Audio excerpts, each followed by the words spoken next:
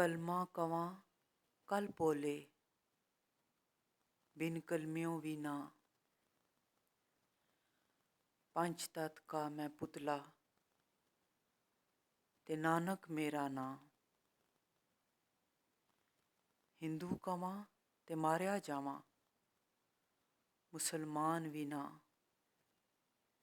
1,24,000 पैगंबर किसता कलमा का।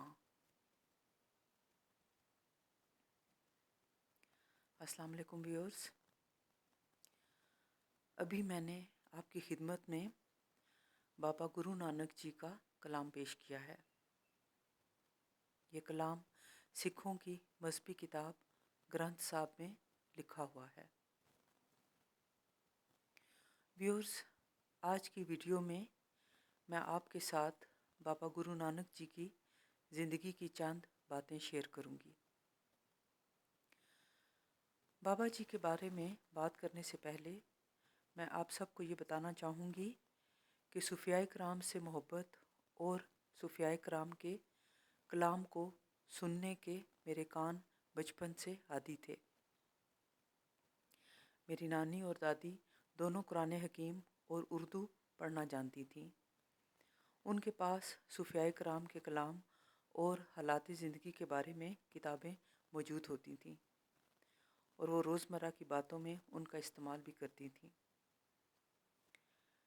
मेरी वालदा टीचर थीं और पहले पाकिस्तान में गवर्नमेंट स्कूल में टीचिंग करती रहीं और उसके बाद इंग्लैंड में तकरीबन 7 साल तक तालीम हासिल करने के बाद टीचिंग से वाबस्ता रहीं। वालदा अगरचे जदीद माहौल और तालीम से वाबस्ता रही थीं, लेकिन उनके अंदर भी सादगी और अपनी रवायात से इश्क की हद तक वाबस्तगी ज़िंदगी के आखिरी सांस तक रही। व्यूअर्स, बाबा गुरु नानक जी से मेरा पहला तारुफ शऊर की उम्र से पहले तक हो चुका था। रात को सोने से पहले नानी और दादी से कहानी के सूरत में हमें बारहा बाबा जी की कहानी सुनने को मिलती, जिसके मुताबिक बाबा गुरु नानक अल्लाह के बहुत नज़दीक थे। वो लोगों के साथ बिला तखसीस रंग, मज़हब और नस्ल के मोहब्बत का सलूक रवा रखते थे। बाबा गुरु नानक से अकीदत का सफ़र मास्टर्स में मैंने जब कंपैरेटिव रिलीजन्स पढ़ा तो शुरू हुआ। व्यूअर्स, अल्लाह के नेक लोग अल्लाह की तरफ से भेजे जाने वाली निशानियों में से निशानियाँ होते हैं। इन बरगुज़ीदा हस्तियों का ख़मीर मोहब्बत इलाही से गूंदा हुआ होता है। ये मोहब्बत के रास्ते पर चलते चलते खुद सरापाए मोहब्बत बन जाते हैं। व्यूअर्स, जिस तरह सूरज, चाँद, सितारे, फूल, हवा, पानी, समंदर, पहाड़, सहरा और तमाम कायनात बिला तखसीस रंग और नस्ल मखलूक खुदा की खिदमत में मसरूफ़ है, औलियाए अल्लाह भी खिदमत और मोहब्बत का दर्स बांटते हैं और अपने अमल से इसी का पैगाम दुनिया वालों के लिए छोड़ जाते हैं। व्यूअर्स, बाबा गुरु नानक जी आज से तकरीबन 500 साल कबल पंजाब के एक गांव ननकाना साहब में पैदा हुए। आपकी पैदाइश एक मतवसत दर्जे के हिंदू घराने में हुई थी। आपके वालिद बाबा कल्याण चंद एक मुसलमान रईसज़ादे राय बलाद के कारिंदे थे, जिनके सुपुर्द उनकी ज़मीनों वगैरह का जुमला इंतज़ाम करना और हिसाब किताब करना था। बाज़ तारीख़ी कुतुब से ये बात मिलती है कि एक मुसलमान फ़कीर ने गुरु नानक जी के वालिद को आपकी पैदाइश की खबर दी थी। गुरु जी बचपन ही से बहुत ज़हीन थे। तवारीख़ गुरु खालसा में मशहूर सिख मौरिख़ ज्ञानी ज्ञान सिंह ने इस सिलसिले में ये बात बयान की है कि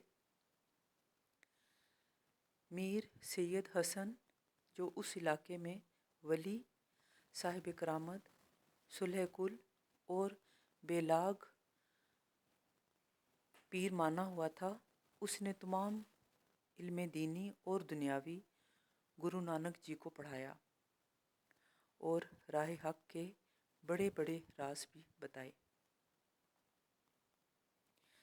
سید حسن فارسی کے عالم تھے اور بے اولاد تھے۔ آپ امیر خاندان سے تعلق رکھتے تھے۔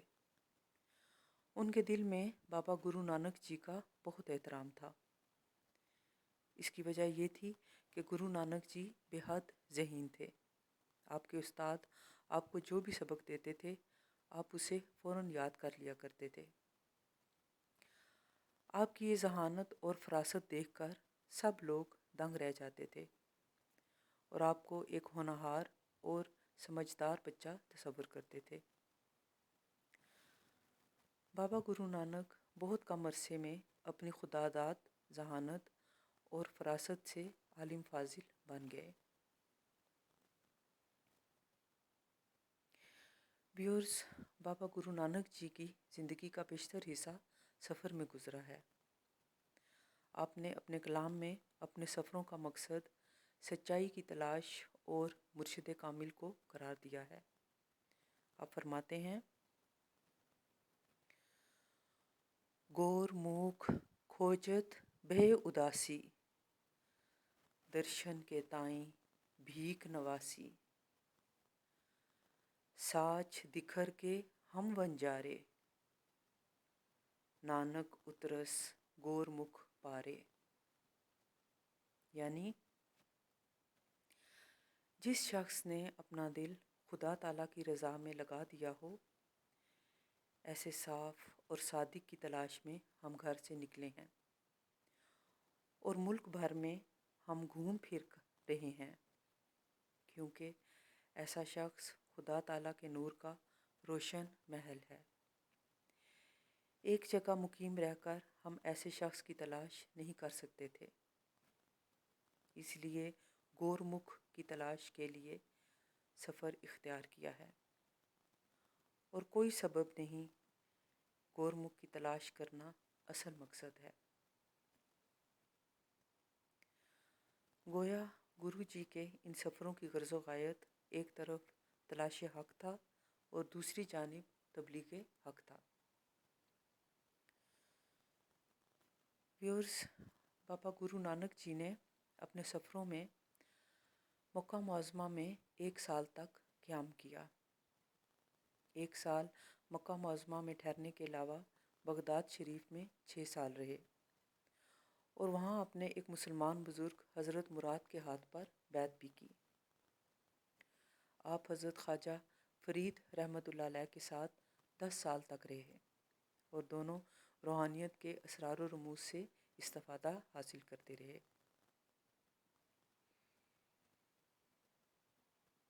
ملتان میں حضرت بہاؤالدین زکریا رحمۃ اللہ علیہ کے مزار پر بھی حاضری دی اور چلہ کشی کی۔ زندگی کے آخری ایام میں بابا گرو نانک جی جذب کی کیفیت میں چلے گئے تھے اور آپ استغراق کی حالت میں رہتے تھے۔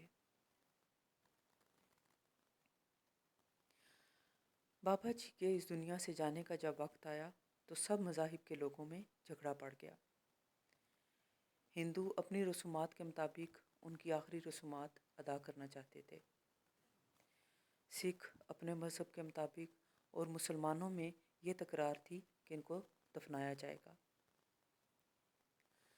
جب جھگڑا حد سے زیادہ بڑھ گیا تو کافی رات ہو چکی تھی۔ سب لوگوں نے بابا گرو نانک جی کی میت پر کپڑا ڈال دیا کہ صبح ان کے بارے میں فیصلہ کیا جائے گا۔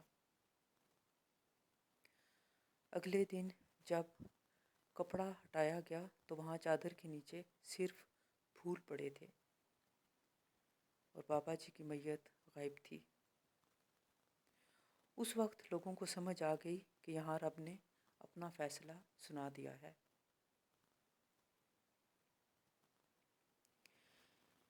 ایک مرتبہ بابا گرو نانک 10ویں محرم کے دن دھوپ میں کھڑے تھے اور شدید گرمی تھی۔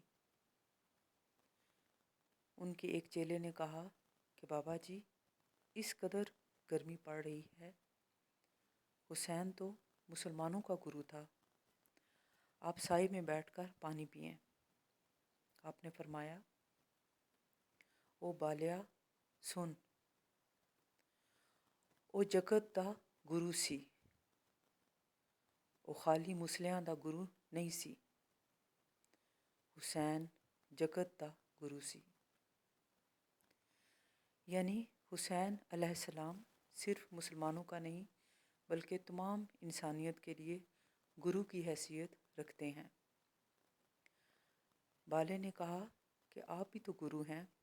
آپ نے فرمایا، سنو، جگت گرو حسین ہے، اس جینا کو ایسی مندی مر گیا، جگت سنے تب رو۔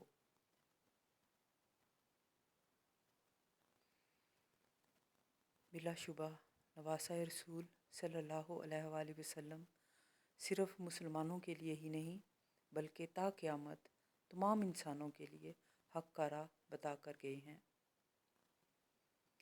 ویورز، آج کی ویڈیو کے کانٹینٹ میں نے مخدوم ابرار احمد خان گیلانی کی کتاب میں کون ہوں بابا گرو نانک کی سوانح عمری سے استفادہ کیا ہے۔ تمام اولیاء اللہ کا باہمی پیغام محبت ہے، اور یہی پیغام خدا کا ہے جو ہم سب کے دلوں میں موجود ہے، ضرورت صرف اس کو کھوجنے کی ہے۔ Love yourself and spread the love. خود سے محبت کریں اور محبت پھیلائیں۔ آپ سب کا بہت شکریہ۔ اللہ حافظ۔